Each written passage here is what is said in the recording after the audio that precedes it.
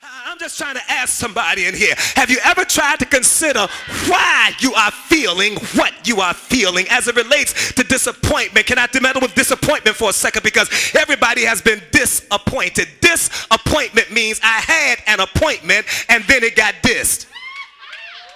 Something was supposed to happen at a certain time, Minister Rowland, and when it didn't happen at that time, then it affected me emotionally. Whereas you can make another appointment, but you cannot go and eradicate what you felt when it did not happen that time.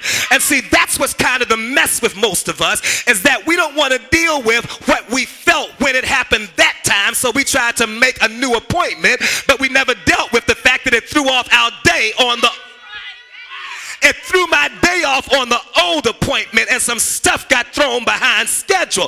And now I'm irritated when I go in for the new appointment because I never dealt with how I felt because of the old appointment, because it's now made me have to play catch up.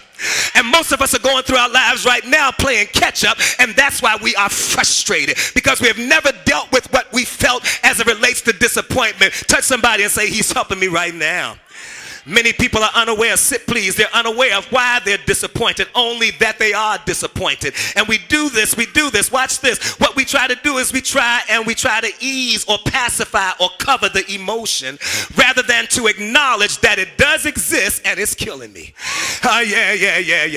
You've got to acknowledge this thing is existing and it is killing me. And no matter how much I try to act like it's not that bad, this thing is killing me. What is it that makes this emotion so hard to detect? Number one, because so many people try to pretend that it's not what they feel. I ain't disappointed. I'm not disappointed. It doesn't bother me. I'm over it. It happened and I'm fine. It is what it is. You know, we try to go ahead and act like that, but you have never dealt with the fact that you've been let down. You are disappointed. Something did not happen when you thought it was supposed to happen. Something did not go the way you thought that it would go. You thought you'd be further along than you are at this time. You thought you'd be more happily married than you are at this time. And now you got baby, you got husband, you got wife, you got home, and you're mad as hell. Something is wrong. It is because it was not so much of getting a husband and a wife and a children and a house. There was an emotion that you thought was going to be fulfilled that did not get fulfilled when you got with the person. And now you are just numb going through what you are going through because you are not happy. Oh my God. Touch somebody and say, he's preaching to me right about now.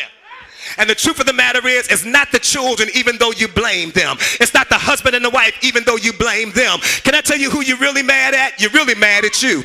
You're mad at you because you didn't do a better choice at choosing your husband and your wife. You're mad at you because you didn't think you were going to have this many children doing that much right now. You are mad at you because you didn't plan, because you got mad and wanted to move away from your mama and your daddy, and you got what you wanted, and then you got with somebody who didn't pan out to be all you thought that they were. You're disappointed in you because you got what you always wanted, and what you got was not what you thought it was going to be. And now you are disappointed, but you don't want to deal with that. You don't want to deal with it, so you try to act like it's not what I feel. But tell somebody, I've come to tell the truth. I come to tell the truth.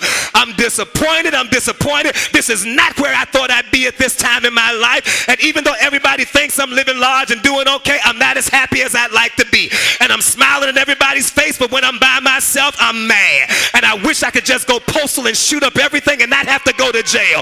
I wish I could go and just hit a couple of vials of crack and be all right. I wish I could get drunk without anybody having to realize exactly what I'm feeling. Tell somebody, I'm getting in touch with what I feel. Sit please, I'm still working on a thing. I'm still working on some stuff. Somebody say, preach, Reverend. We try to act like the thing does not really bother us. It's not what I feel, yet we talk about the situation that made us feel it. He just let me down. She just disappointed me. I'm just so disappointed, but I'm all right. It don't bother me. You can't stand to hear the name of the individual that you were involved with. Can't stand to be around them. Can't stand to hear that they're going well, but I'm all right. I'm all right. Then how come you can't smile at them? How come you can't shake their hand? How come you can't hug them? How come you hate when you hear they doing well? It's because you have not dealt with what you feel, even though you've gotten out of the situation. Can I keep preaching? Somebody say, preach on, Reverend.